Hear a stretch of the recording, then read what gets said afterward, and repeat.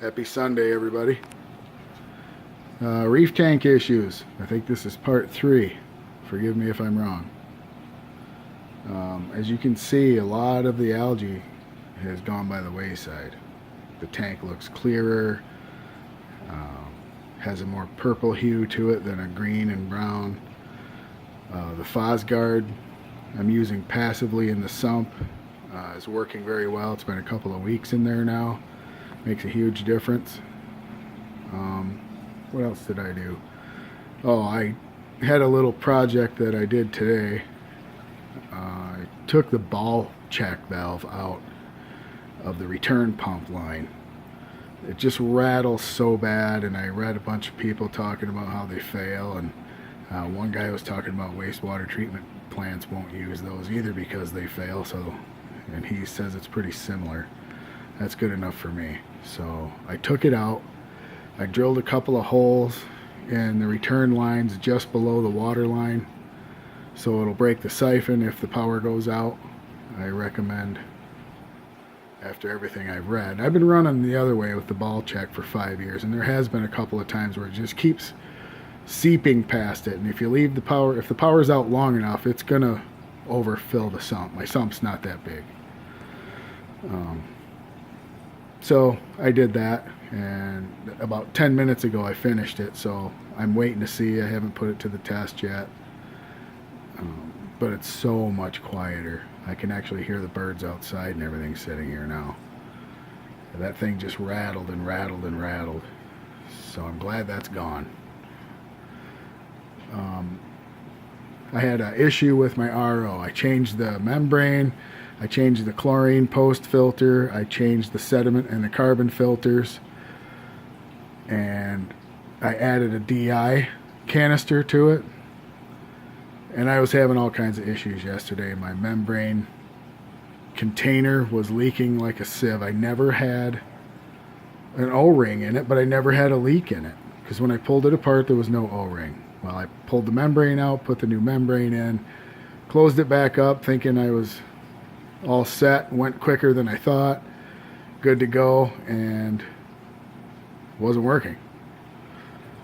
Spraying water everywhere. So anyway, I spent about 3 hours yesterday trying to figure it out. Went to the Ace Hardware downtown there and looked at 50 different types of O-rings. None of them fit exactly, but I made one work, tightened it up. Now it's working just fine. I top off automatically with an RO. I'll give you a quick look in the sump, I guess, here, so you can see how that works. Down underneath, I have that float right there, and this bucket has a float up high tied to the RO line. So the RO fills that bucket, the float shuts it off when it's full.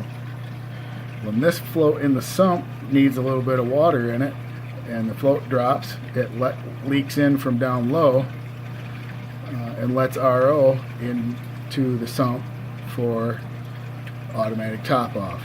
No electronics, nothing. These floats have been working perfectly for 5 years, so I swear by those cheap little floats. I think I paid $12 for these things, and they're worth their weight in gold. They don't leak, not leaking out of the bucket.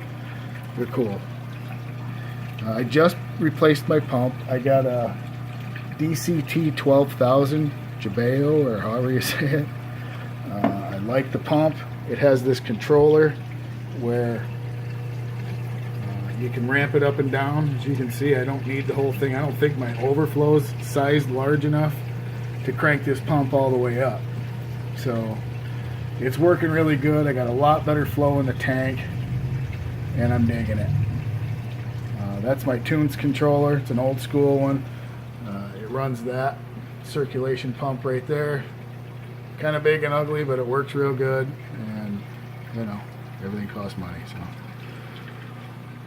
anyway, the tank is doing real well. The corals are starting to open back up. As some of you saw the other videos, I just recently had to move the tank because we got a new floor in here. So I had to tear it all down, and like 30 hours later I put it all back together and had some fish die. I mean, it was not a easy move by any means. I took everything out of the tank, everything, every rock, because it's too heavy to move. It's only a 75 gallon, but it's me and my wife, and it was heavy. So we got it out of here. They did the floor. I brought it back in the next evening and ran into a bunch of issues with a little bit of a recycle. Even had some hydroids and a couple flatworms on the front. A lot of diatoms built up. I didn't realize my UV bulb was out. I have a UV sterilizer right there, and that bulb was burned out. So I think that was part of my issue.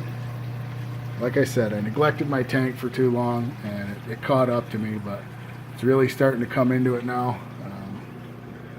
Branching hammer is looking really good. It's opening slowly more every day. Blasmosa starting to open up good. I've been doing spot feeding. Zoas are starting back up. The monster mushrooms, frog spawn. Everything's really picking up, so I'm happy with what's going on. No big disasters since the last video, other than the RO thing drove me nuts yesterday. I cussed a few words.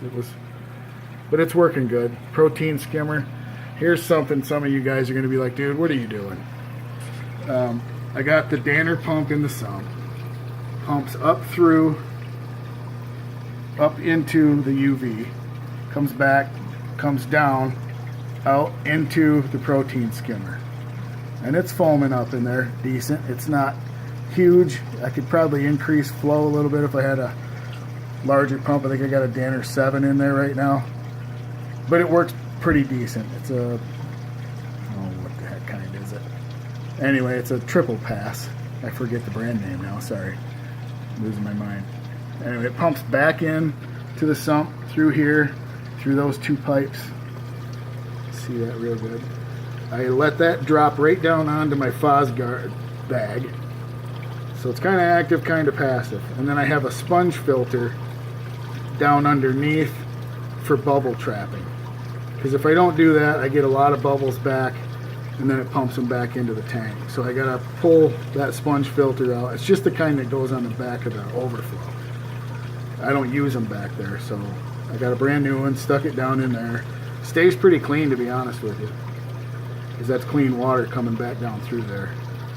The bio beads, I don't use any pre-filtering. As you can see, the gravity just pours down into the chamber, down onto the bio beads, down into the sump. It's pretty much how my system works. And then I have a hang on the back refugium. As you can see, I got the Chinese black boxes up there, but they're doing the trick. I'm alright with that. I can only control 3 bands of light: the white, the royal blue, and the blue.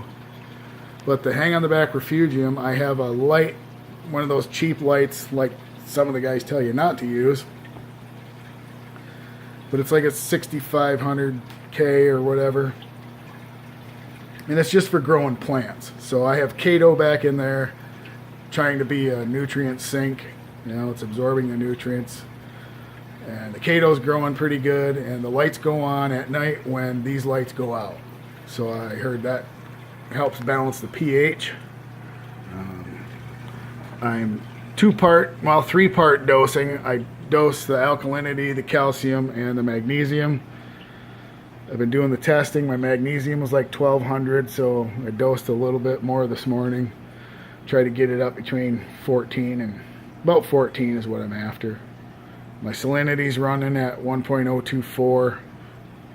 I try to keep it there best I can, and that top-off system I described helps do that. So it's coming out real well. That pump right there, that's what pumps into the hang on the back fuge, and then it just kind of gravities back in through that pipe right there above the return head, right there, that pipe. That's where it comes back in. So hopefully I get in copepods and stuff like that built back up, and that's helping feed the tank. The fish are happy. The tang has done some serious damage to all that caulerpa I had growing on that rock right there. Yeah, my clownfish are hams, and the tang thinks it's a clownfish. But that purple rock